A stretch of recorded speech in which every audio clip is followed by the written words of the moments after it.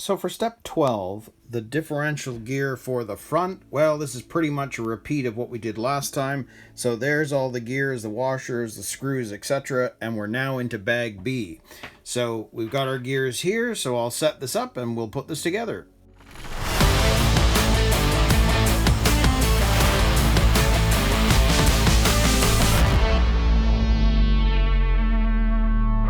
Now, we do have some grease left from the first tube, but you can see that I'm right down to the wire. So I'm going to open the other tube now, and it's going to pop out, I'm sure. Look at that. There we go.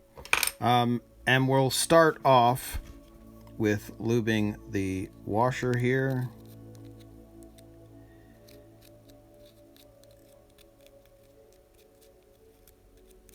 At least that's on that side. So we'll take this, we're going to turn that around, put the grease side down, and you can see that the grease is on the top there too. So now that I've got it down, I'll just lube it up a bit too. There we go. There's our washer. Now you can see that we've got to put one of these bevel gears down, and again we're going to need to grease the other side. Now I have enough grease probably on the washer itself that I don't need to do this, but I'm doing it anyway. And we'll pop that down there, just like that. And again, we'll grease that gear.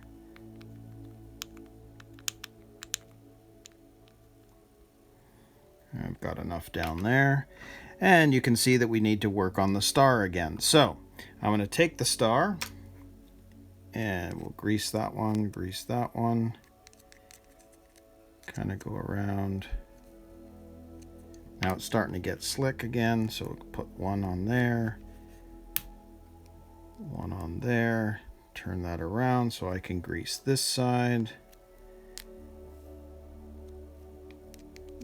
Just like that. Grab a gear. And again, just like with the first one, I'm going to take this, I'm going to put that in place. And yes, I'm going a little faster just because I went a little slower with the first one, but you get the idea. And I like to do it this way because while you're greasing those 3 gears, you're also greasing everything else at the same time. And do that last one, but I can tell that there's quite a bit of grease on these now. So I'm happy with that. And everything's getting nicely greased. And I'm just going to do one last daub of grease on either side. And we can now just put this one on. Now, I could just leave it at that because there is enough grease there, but I'm just going to go around and give it a bit more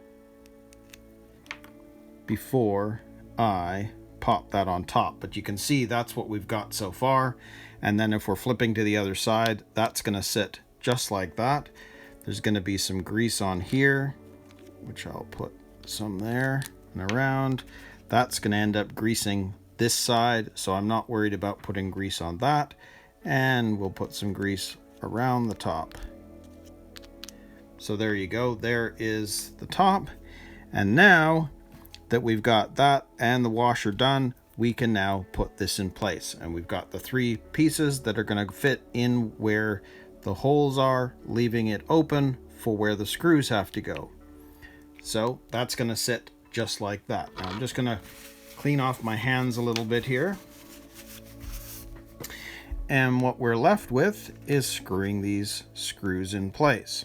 Now again, I'm using the smaller screwdriver out of the Tamiya set. And I'm going to screw these in, but not completely all the way because I want to make sure that nothing is binding and that the holes are still free. Because often what you can find is if you screw one down all the way and the plate's not totally centered over the holes, you're going to have to unscrew everything and start again to shift it a bit so that each screw will fit in place.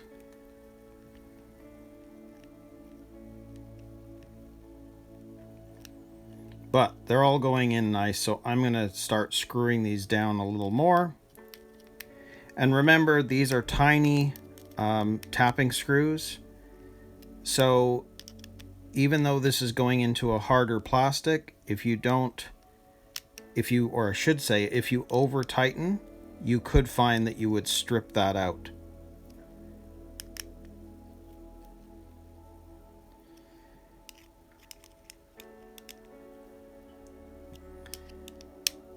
Okay, so that's fine. That is that's complete. But as we did before, I'm going to grab the 2 joints from bag D and just do a test to make sure that this is okay. So everything's fine forward, back, and if I hold one side and spin, it works. If I hold this side, it works too. So I now know that this has been built correctly. Everything's fine.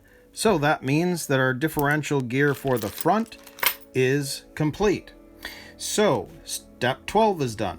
Now remember, I've gone through that fairly fast, but if you go back to, what was it, step 3, you can see a slower version if you need to, but no point in going slow with this one because we've done it already. So step 12 is done. So now we're going to move on to step 13 and attach the gears in the front gearbox.